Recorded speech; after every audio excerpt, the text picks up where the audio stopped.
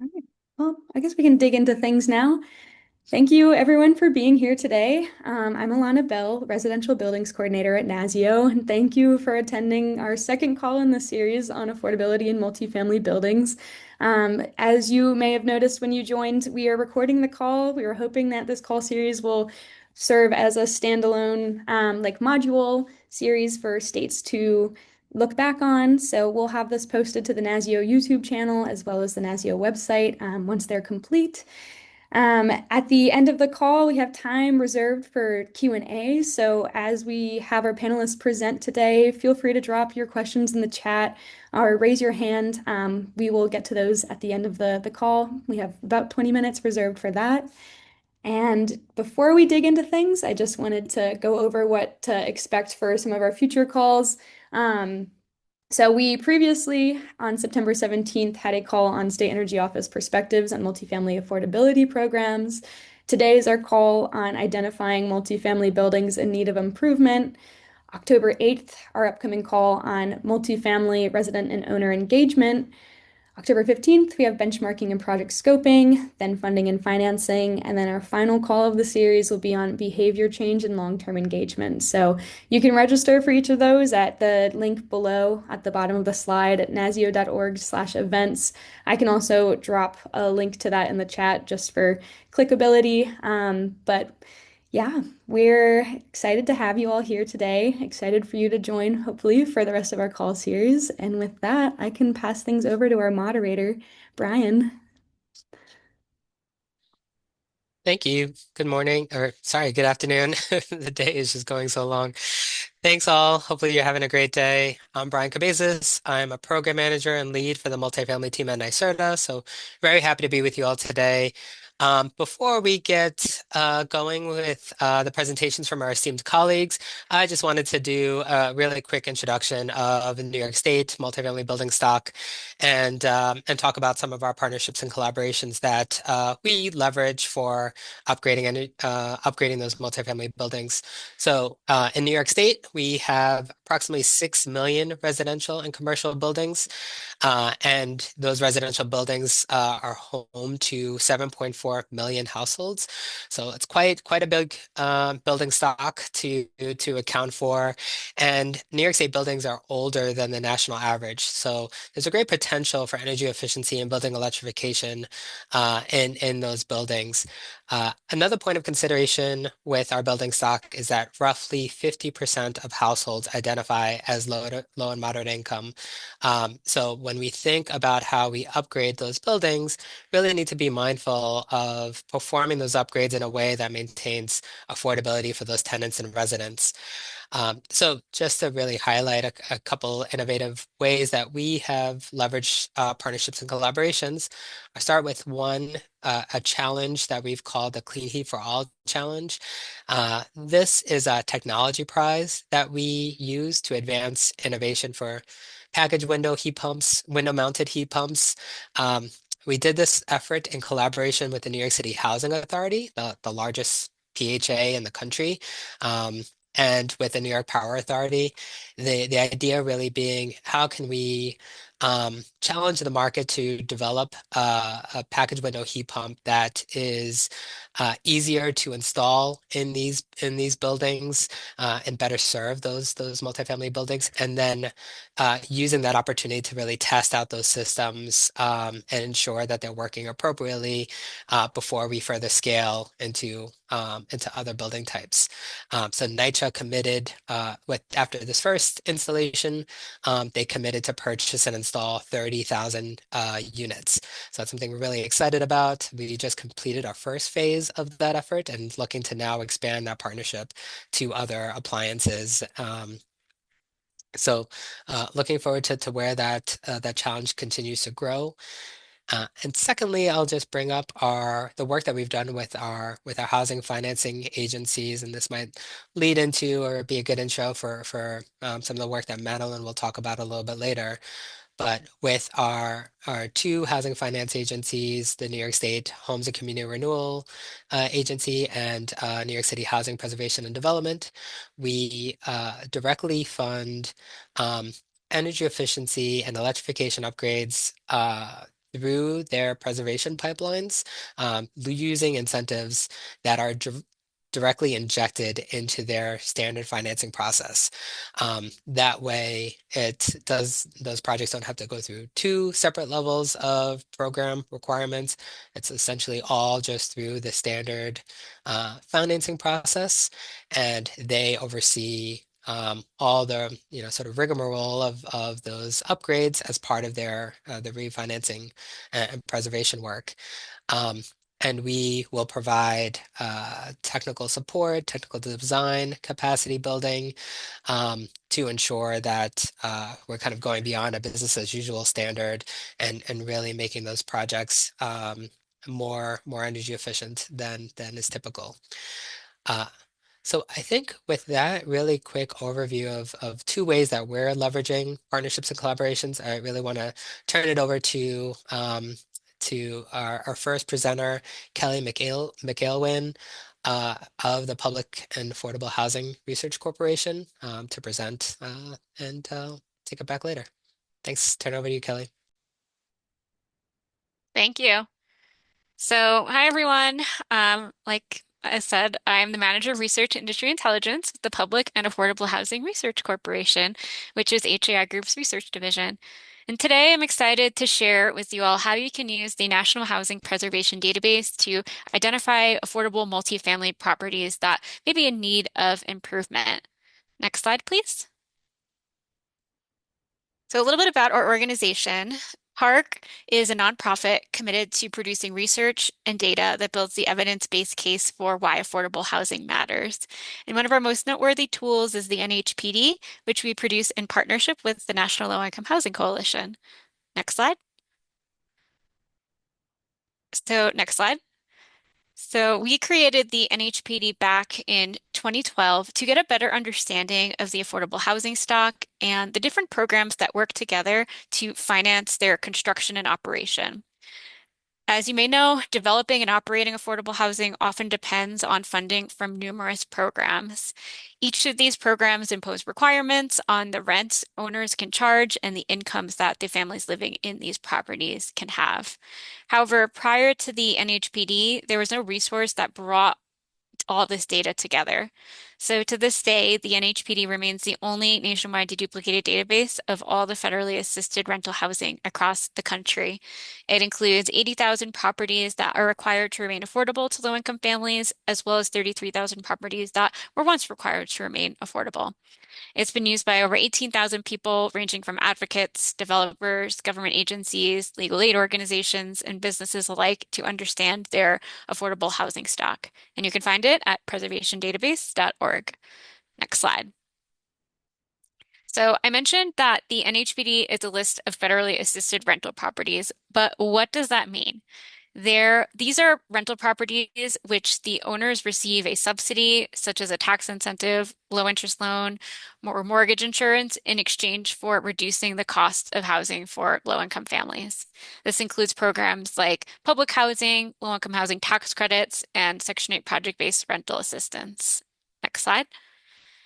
To level set a little bit, as implied by the name, a key goal of the NHPD is to support the preservation of affordable housing.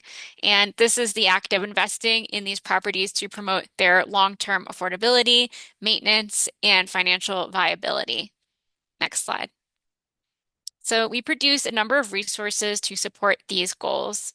Today I'll be focusing on our database, which is pictured on the top left corner, which provides a filterable and downloadable list of affordable rental properties. It could be filtered by fields such as construction date, inspection score, and affordability restriction end date to uncover the potential risk that these properties may need to be preserved. We also have a mapping tool, which has some more limited filtering capabilities and is targeted for people looking for housing assistance and legal aid organizations looking to understand the funding characteristics of these properties. To help affordable housing advocates, we also produce a dashboard and toolkit that summarizes key stats about the affordable housing stock in various areas. Next slide.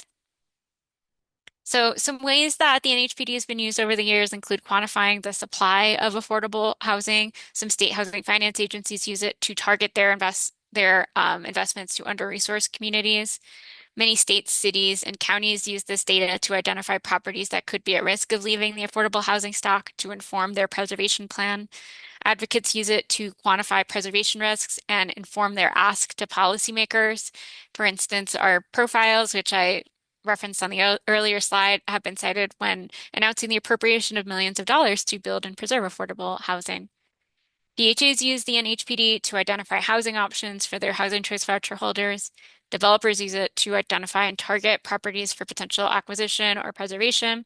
And legal aid providers rely on this to understand which regulations apply to properties to represent their clients. Some also have used it to kind of fast track the qualification for certain investments that are targeted towards low income properties or communities. So that's another application. Next slide.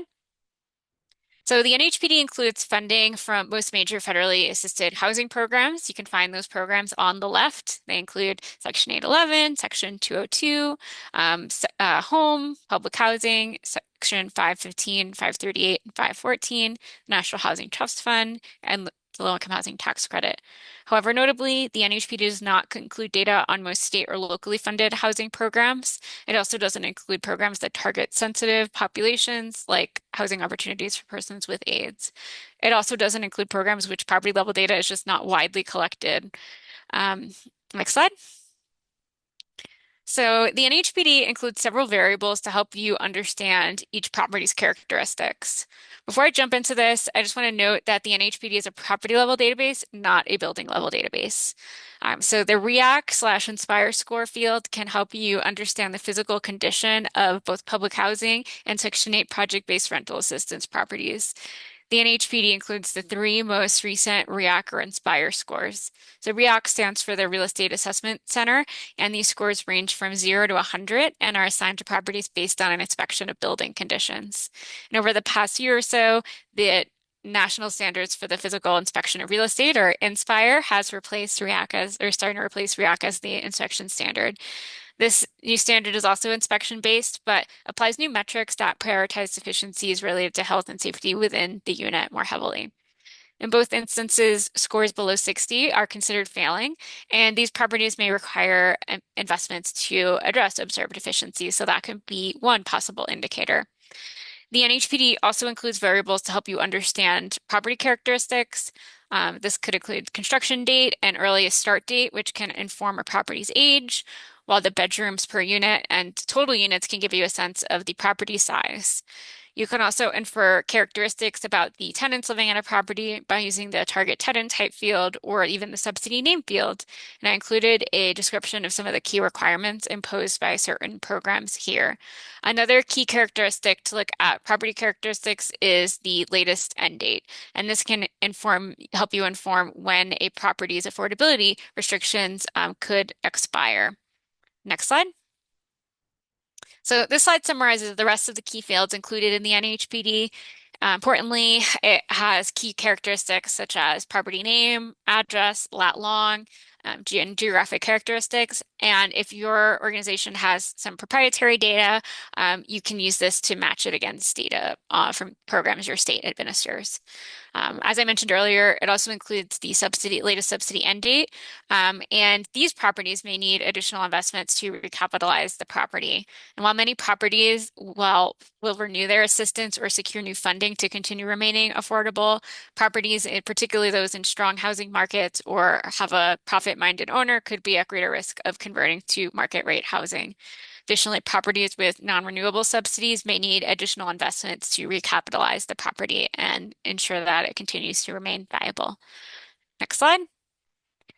So we refresh the data 4 times a year. 2 of those updates are where we update data for all of the programs that we track that are available. And then 2, we just update for data for properties assisted by Section 8 project-based rental assistance, since the cadence of updates for this program are faster, as many of these properties have shorter renewal periods. Next slide. So here's where you can find some resources to understand how you can use the NHPD. I've linked to our data dictionary, which outlines all the fields and what they mean and where they're pulled from. Our data notes page describes all of the changes that we've made to the database over time and how we pull the data together. Our FAQ page outlines common questions that were asked all the way from what certain fields mean and how to interpret them, all the way to how to use certain applications that we provide. Our data sources page links to where we've sourced the data as well as the date it was last updated. And our user guide outlines certain common use cases, including identifying specific properties, locating properties that are reaching the end of their affordability restrictions, identifying a list of properties that could be in need of preservation. And it also includes key Excel formulas that you can apply to create new fields like the assisted units at the property level or properties that are reaching the end of the year 15 for low-income housing tax credit properties. So I encourage you to check that out if you're looking for some quick tips. It also references examples of how other organizations have used the NHPD to support these purposes. Next slide. So before I jump into a really quick demo of the data, I just wanted to highlight some research limitations. So there are some instances, as I mentioned earlier, where data are not available. So most notably that are state-funded subsidies. I will say that most affordable rental housing does receive some type of federally funded assistance. So these properties would still be tracked in the NHPD. We just wouldn't have record of their state or locally funded investments. And there's also data lags, and this can be inconsistent across programs. The longest data lags are for properties assisted by the Low-Income Housing Tax Credit Program. And because of changes that we've made to the database to improve how we process the data, as well as changes in data quality over time, generally there's been a trend of improvement. It's difficult to use the NHPD to do overtime research, and it would require extensive processing. So if this is something that interests you, feel free to connect with me after, as this goes beyond the scope of our webinar today. And as I mentioned, data quality can vary by program. And if there's instances of key data fields missing, so if we're missing the address, that data would be suppressed from the NHPD. So please be aware of that. And with that, I am going to share my screen quickly to just give an overview of what the data looks like. So.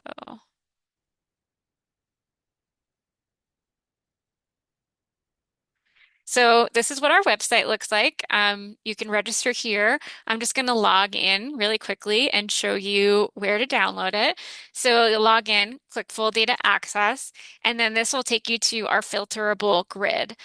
Generally, for most researchers, I recommend folks access our complete database, which can be accessed by clicking this drop down here, and you have the ability to select from a number of options. Generally, I recommend folks access our list of active and inconclusive properties, as this pertains to properties that have generally current affordability restrictions. And then you can identify your select state and click download. You can also filter directly within this grid. It's just if you download the data, you will not get all of the subsidy characteristics affiliated to those properties. For sake of time, I have a sample here where I've identified some of those key fields that I identified earlier, and this is what it looks like. So this is what it looks like before any updates are made. It's a rather large file. It's pretty wide, and that's because it displays both the property characteristics as well as the subsidy characteristics. So once you get here, there's going to be many fields that are blank, and that is because in some instance, properties aren't going to be assisted by every single program that we track. So in this case, this property doesn't have any active Section 8 contracts. So all of the characteristics about those Section 8 contracts are going to be null. And this will give you that really in-depth information about not only which properties are assisted, but its subsidy characteristics.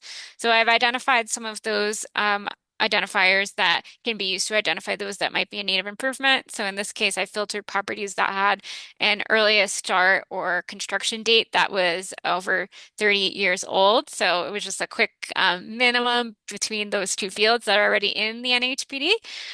In this case, we have a field called the REACT score. This includes both the REACT and Inspire score.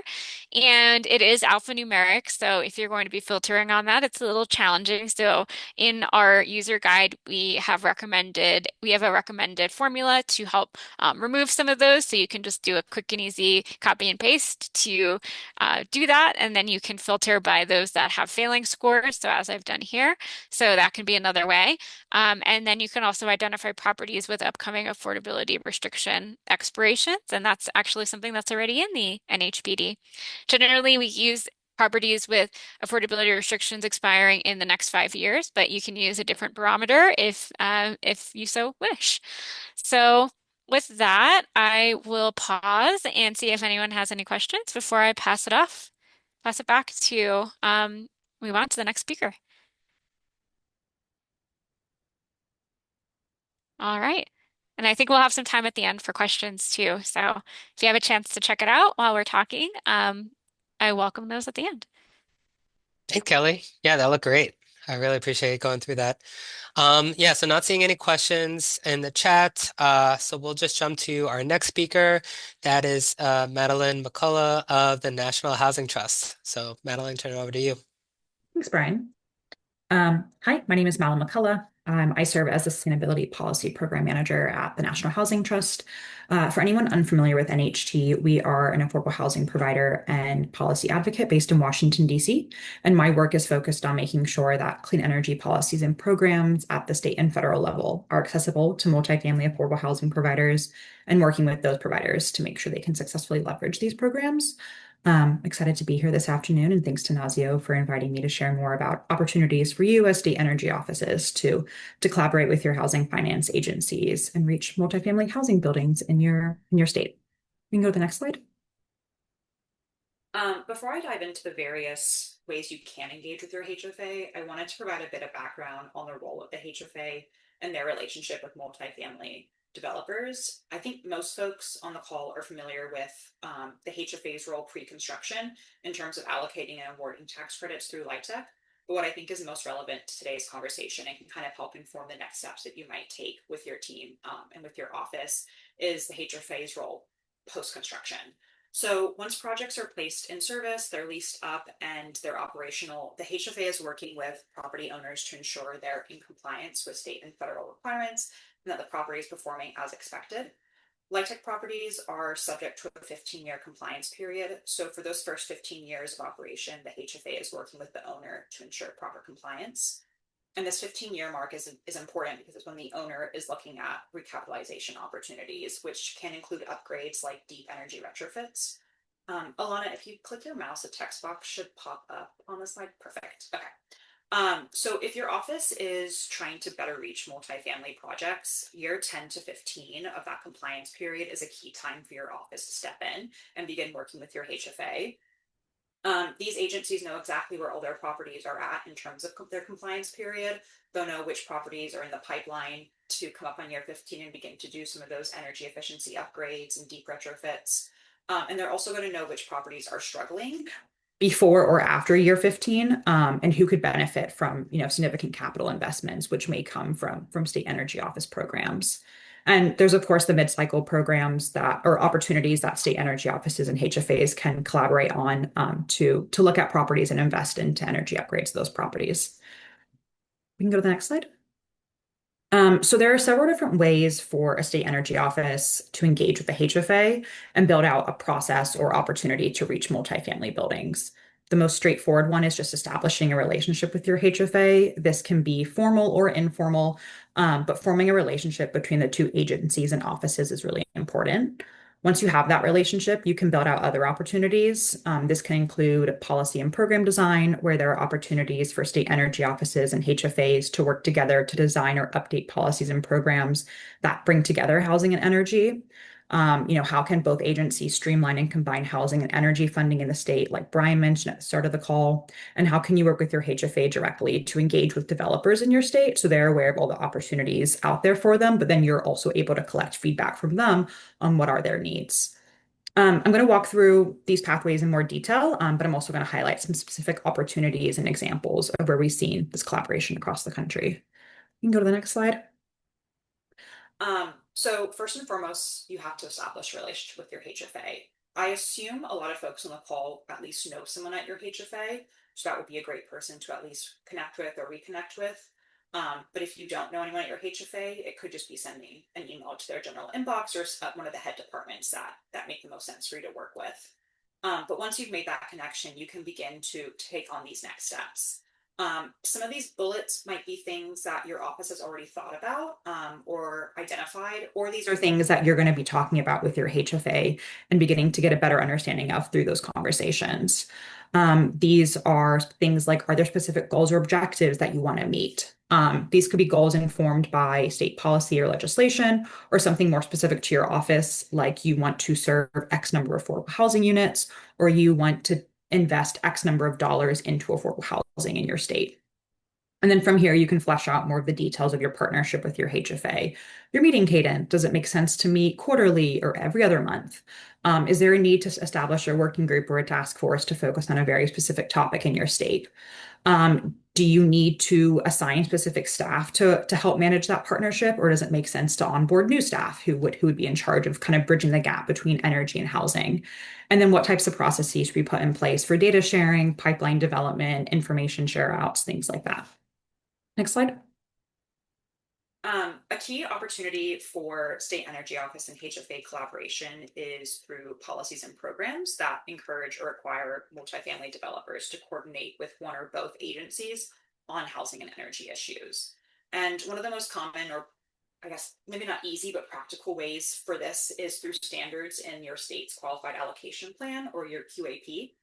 A QAP serves as the framework for how states allocate their low-income housing tax credits and the types of projects that they want to invest into. It's also an opportunity for state energy offices to coordinate with HFAs to incorporate clean energy standards that align with other state energy programs or efforts. This can include incentives or requirements for certain energy savings post-retrofit, the incorporation of highly efficient electric appliances and equipment, and opportunities for on-site renewable energy. We've also seen QAPs expect developers to leverage other state funding. They specifically will call it out in their documents.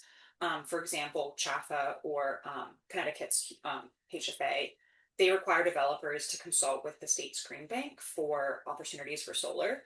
Not a state energy office, but it is a state partner. And in some cases where the state energy office is the one administering those dollars, it could be that the HFA is specifically calling you out as an agency that the developers need to coordinate with. We're also seeing more states and jurisdictions pass or consider passing building performance standards, or BPS, which require a certain energy or emissions reduction in larger buildings, which include multifamily affordable housing. And with BPS, there has to be a clear pathway for affordable housing to comply, which is an opportunity for coordination with your HFA.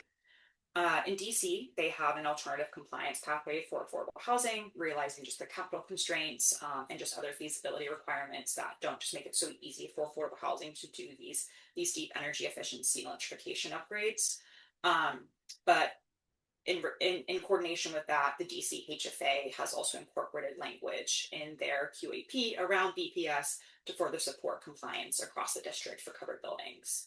An important point here is that you want to be directing multifamily developers with enough carrots or sticks to where they want to or need to engage with you and as a state energy office. But as I'll walk through on the next slide, it needs to be done so in a way that isn't creating a challenge or a burden for the developer. And that's where the coordination with the HFA is so important. We can go to the next slide. So one of the biggest barriers to reaching multifamily affordable housing is how funding opportunities are designed. If programs aren't intentionally designed with affordable housing in mind and multifamily affordable housing in mind, they can end up being too complicated to access, or it's just not worth the effort for the developers. So to really have an impact, energy funding needs to integrate seamlessly into all phases of the multifamily project, which is something that Brian was talking about with the project NYSERDA is leading in New York. And that's where the coordination with the HFA plays a really critical role. They understand the complexities of multifamily affordable housing financing and can help structure programs so that funding is accessible to developers. So if you have if you have funding that you want to direct to multifamily affordable housing projects, working closely with your HFA from the start is really important. Make sure that the process to access funding aligns with these projects and the way they're being built and financed. In some cases, it may make sense to allocate the funding directly to the HFA for them to administer. For example, in Tennessee, the Housing Development Agency administers the state's multifamily weatherization assistance funding. And in Maryland, the Energy Administration is allocating a portion of their home energy rebate dollars to DHCD, Department of Housing Community Development, so that they can directly target multifamily projects. Since DHCD in Maryland also administers a lot of other energy efficiency programming, it can kind of seamlessly bright into what already exists in the state and developers are already familiar with. DOE also has a really helpful case study that came out a year or two ago that focuses on how rebate funding can be structured to work with the constraints of LIHTC projects, which does have a restriction on federal grants. But these are just things to think about, as you're designing or enhancing a program, making sure it works for the financing restrictions on affordable housing. But the big takeaway here is that collaboration between state energy offices and HFAs is essential if we want to have energy programs that do work for affordable housing. Next slide. Now, coordination with state energy offices and HFAs is very important, but it's not where the collaboration should end. If we want energy programs to truly support affordable housing, we also need to engage with developers and housing providers who are accessing these programs or who these programs are being intended to reach. These are the folks navigating the complex financing, they're managing the construction timelines, and they're making the decisions of their properties that will ultimately impact energy outcomes. So if they're not part of the conversation, there's a real risk that multifamily affordable housing gets overlooked or that programs are designed in a way that won't work in practice. We've seen various levels of success in terms of engagement and collaboration from working groups that bring developers in to help inform state policy design. Webinars or convenings led in partnership by the State Energy Office and the HFAs that focus on state-specific issues, ensuring that developers know what's coming down the pipeline. In Colorado, there is a partnership between the State Energy Office and the HFA and other state agencies that led to the creation of a public resource hub focused on electrification opportunities for multifamily affordable housing providers. There's information on financing opportunities, case studies, technical assistance information, all the important details that developers are looking for.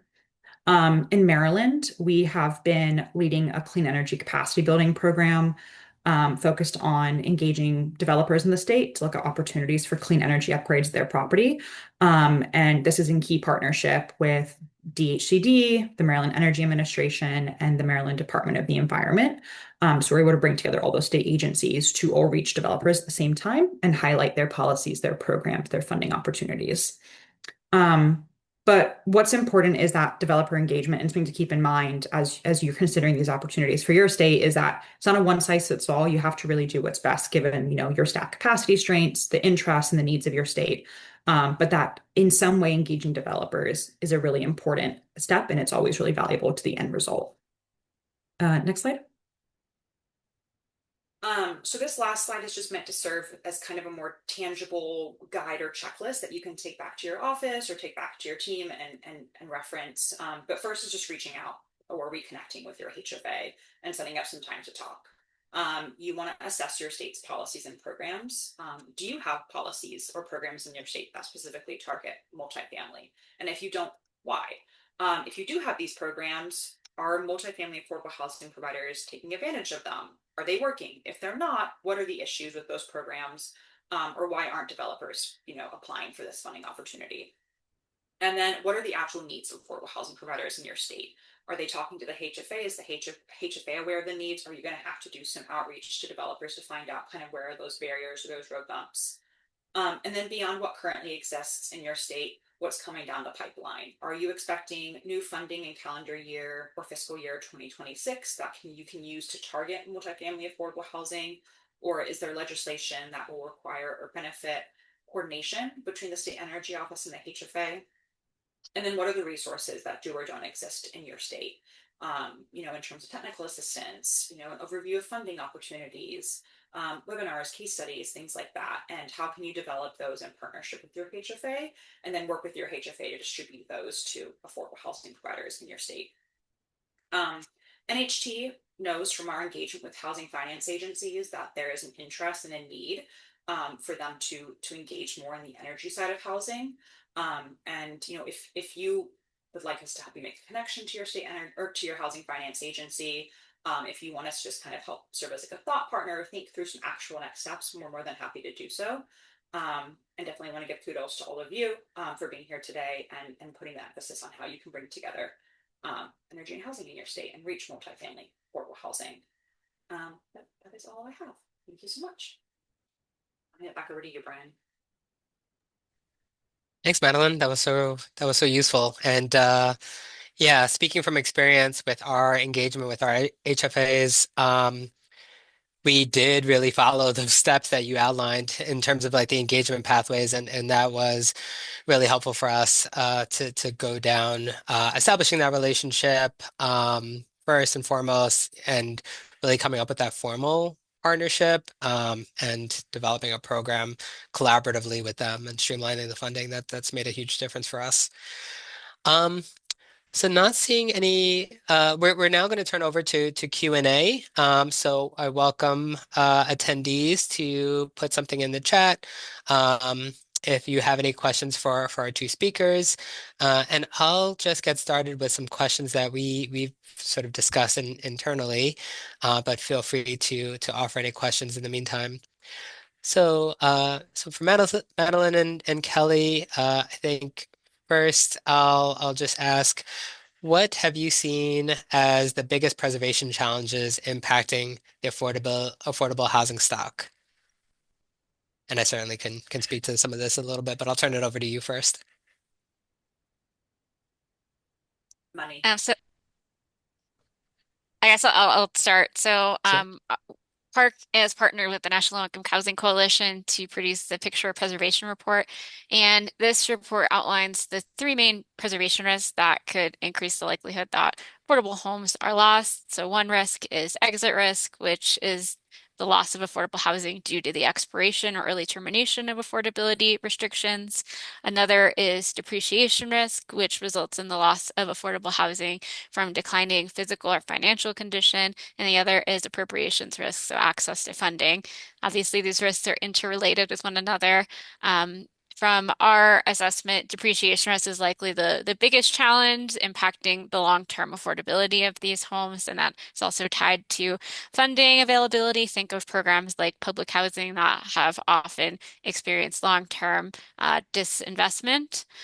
So some ways that we've looked at that in our data is by examining REACT scores. So a way to kind of document that is in that report, we had found that 30% of homes assisted by public housing have failed their latest REACT score, and indicating that those properties might be in need of immediate investment. So that's an important challenge.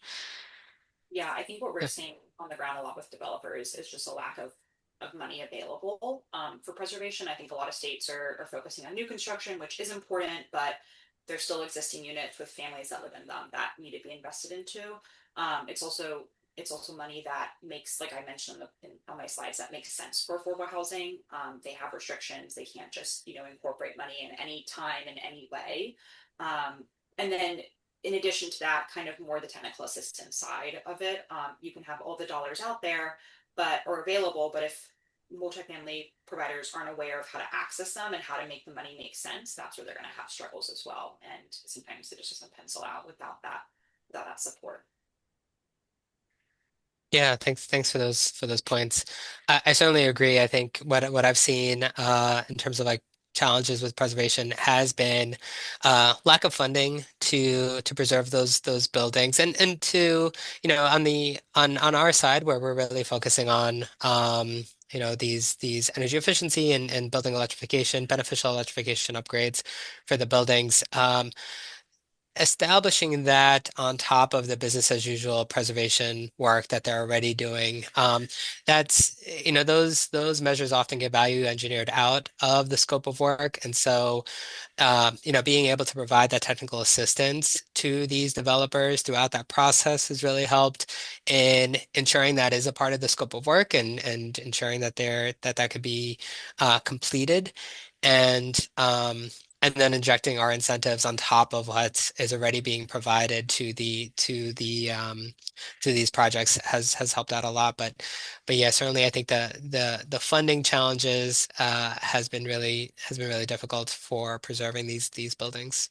Related to the funding challenges, something else that we're also seeing is that there's a growing number of affordable homes that are reaching the end of their affordability restriction periods. So that can often be correlated with the owners of these properties seeking additional funds to reinvest in those properties, kind of adding to Mm. the list of properties that are in need, which can make it difficult to balance goals of prioritizing new construction while also maintaining that the existing stock of affordable housing is maintained.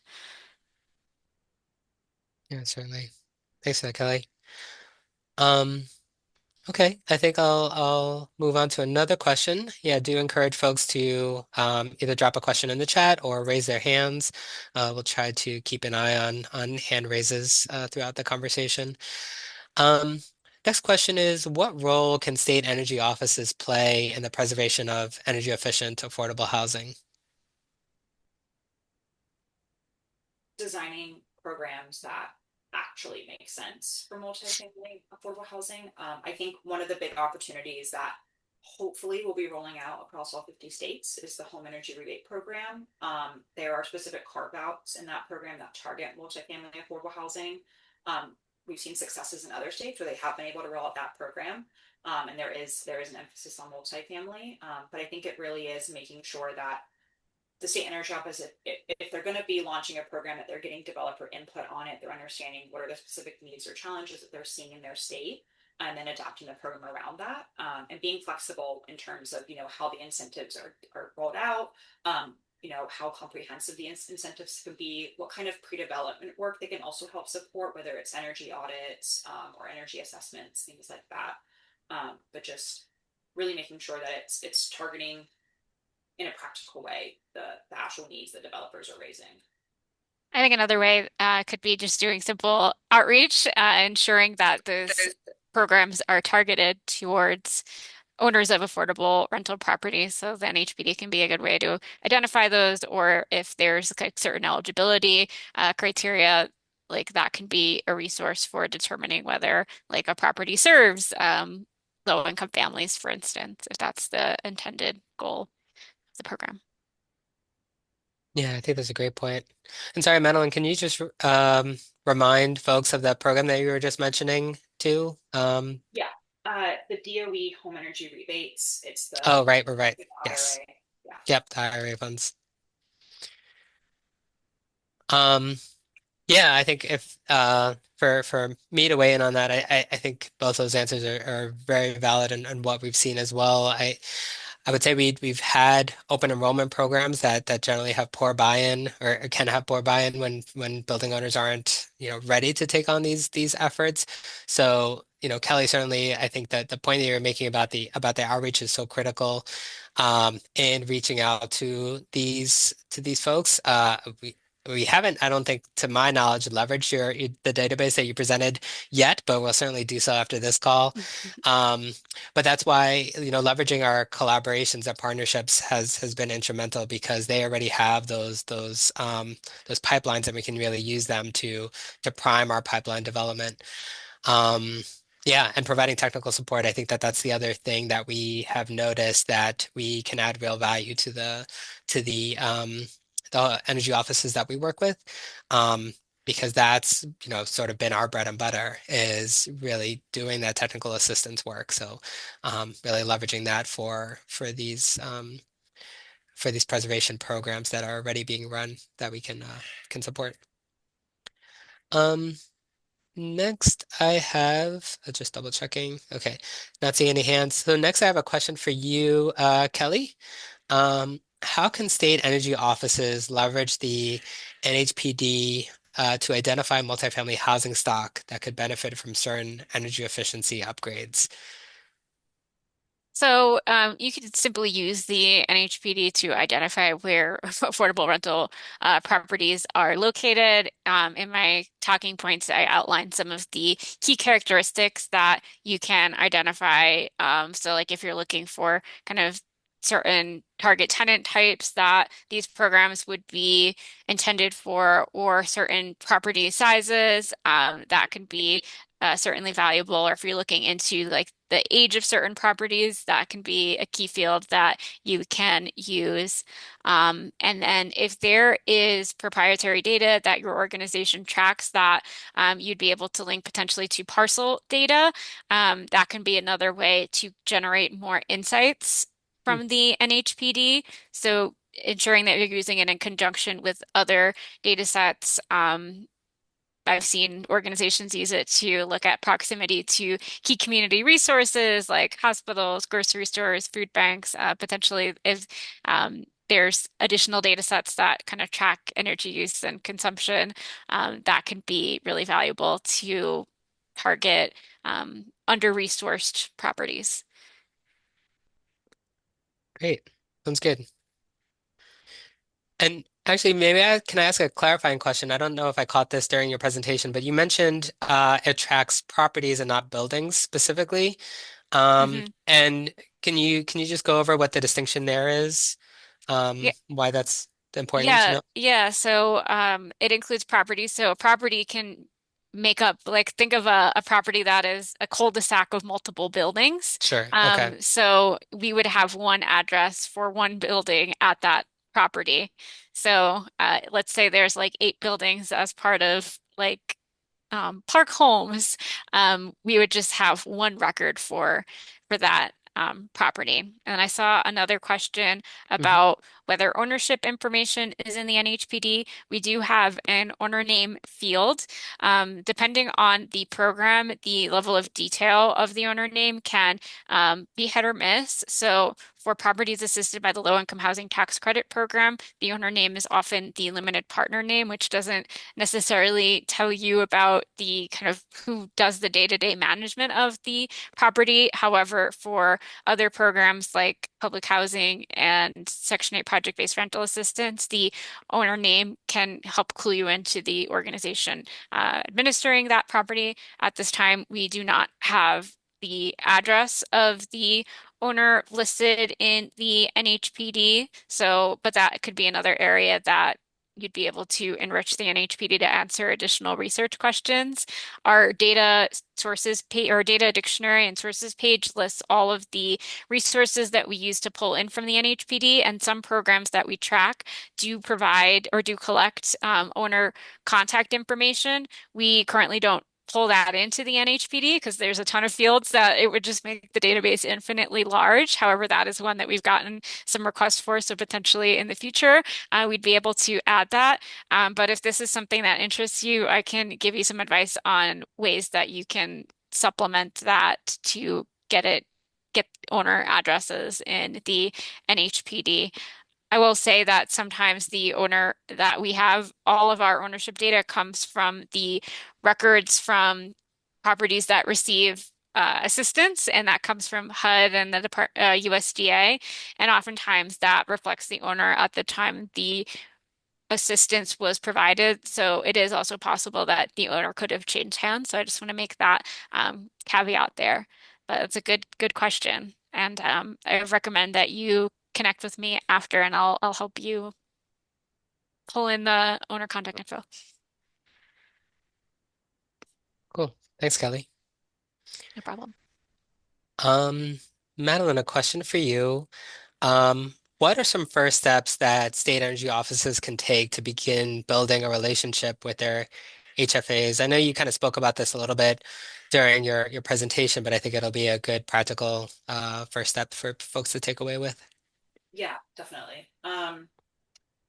Shoot them an email. Like for the most part, I think there's at least a generic email on the HFA's website.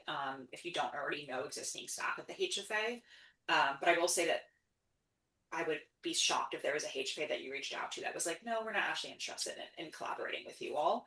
I think making that initial contact and then just setting up a time to chat, whether it's in person or virtually, and just talking through like this is where we're at in terms of energy in our state and how we want to better engage housing and better engage affordable housing. Ask the HFA, what are they hearing? What are they seeing from developers? Where are there opportunities they might have in the agency that can be better supported through collaboration?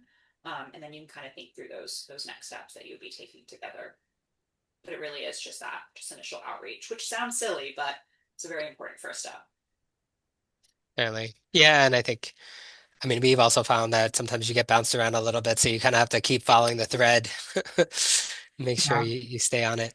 Yeah, and we led a boot camp a couple years ago focused on IRA for HFAs. So we do have contacts with HFA staff that are kind of focused more on that sustainability side. So if you are having trouble getting in contact with somebody, where NHG is happy to help make that connection. Okay, great. Thanks. Okay, not seeing any questions. Just jump to another question for you, Kelly. Um, what have you learned about the affordable housing stock from the database from NHPD? So I think a really basic one that it's almost surprising that we didn't know the answer before was just how much project-based federally assisted rental housing there was in the US. Because before the creation of the NHPD, there would be a list of low-income housing tax credit properties and then a separate list of public housing properties, but no place that put it all together. And what that meant is that we would be able to answer kind of how much of a particular program assists units, but we didn't know collectively how many project-based rental assisted units there were. And as of 2025, there's approximately 5 million. So even just simple questions like that. Another key thing that we've learned are that many of these homes face expiring affordability restrictions, as I mentioned, and this is often probably one of the most key stats that are cited regularly from the NHPD. And at our last estimate at the start of this year, we estimated that 417,000 federally assisted rental homes have affordability restrictions set to expire in the next 5 years. This has been a really powerful advocacy tool for many folks and can inform the future need for potential preservation related investments. And that is a good opportunity to also roll in some of these energy efficiency updates as well. Great. Thanks for that. Yeah, I mean, 5 million is a huge number to consider that's the overall scope, and the 417K is certainly compelling. So glad Yeah. that folks can make use of that information in their future program designs. Um, Madeline, I'll toss it back over to you. How can a partnership between a state energy office and HFA enhance efforts to identify multifamily housing in need of energy efficiency improvements? Yeah, definitely. So as I mentioned earlier, the HFA throughout that compliance period is kind of playing an asset management role with properties specifically for light tech. But they really can see kind of maybe not so in the weeds detail like the specifics of the property in terms of like what is and isn't working, but they at least know which properties are kind of staying above the line, which one can be falling down. So with coordination with the state energy office, assuming they are able to bring in the energy efficiency upgrade dollars and technical assistance dollars and just other funding in the state, they can coordinate together to make sure that they are targeting those properties that might be falling through the gaps and need that extra investment. But in terms of just kind of more general collaboration, um, anecdotally, we've heard so many times from developers that when we're able to bring together state energy offices and HFAs together, they really benefit from having those like conversations with the staff. Even if it is just the conversation, there is no like, okay, great, I'm applying for this program now. Afterwards, they at least know that there is that joint coordination. And then in the future, developers are more inclined to reach out to make those steps and kind of coordinate with the agencies as well, to whether it's energy efficiency upgrades, electrification, renewable energy, whatever it may be. But just being able to be a unified voice in the state, coordinating with developers is really important to make sure that they are are taking those energy steps with their properties. Great, thanks. Yeah, I think that's really good advice to get that coordination and how that's so helpful for developers. Um, I see we have 4 minutes left. I'll turn it over maybe to you, Kelly, for one last question before we turn the floor back over to the true hosts, NASEO folks. So Kelly, maybe just a quick question. How can, or maybe it's not so quick, how can the database be enriched to answer additional research questions? Yeah, so I mentioned a couple of the linking keys that can be used. So think of address, think of latitude and longitude, even the subsidy ID. All of these things can help you take the data from the NHPD and grow upon it. So if you wanted to get owner contact information, potentially if your state or a particular jurisdiction that you're working in has a good parcel database, that can be a great avenue to pull in some of those additional characteristics on like the current owner of the property or recent transactions or investments that have been made in the property. So I highly recommend if you're a data savvy person to kind of take the NHPD, look at your local data inventory, especially if it's particularly strong, and build upon it that way. There's not one right way to do it, but it can really help you take the data to the next level. Cool. Thanks, Kelly. Um, yeah, and thank you all for joining. I think with that, I will turn it back over to our host. Thank you all so much for this discussion, Kelly and Madeline. Thanks, Brian. Yeah, thank you so much for leading our discussion today, Brian. And thank you, Madeline and Kelly, for the great insights, perspectives that you've provided. I'm sure this was a very useful past hour for our attendees, and will continue to serve the state energy offices as a module recorded on the NASEO website. So thank you both thank you all for being here today. Just a brief reminder about the future calls of the series. You can register for those ahead of time at the link that I just dropped in the chat, that naseo.org/events.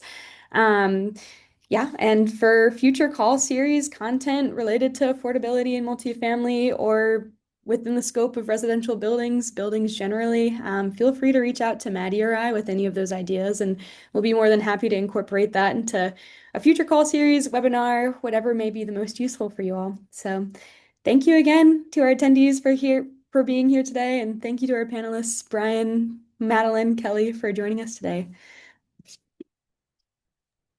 Right.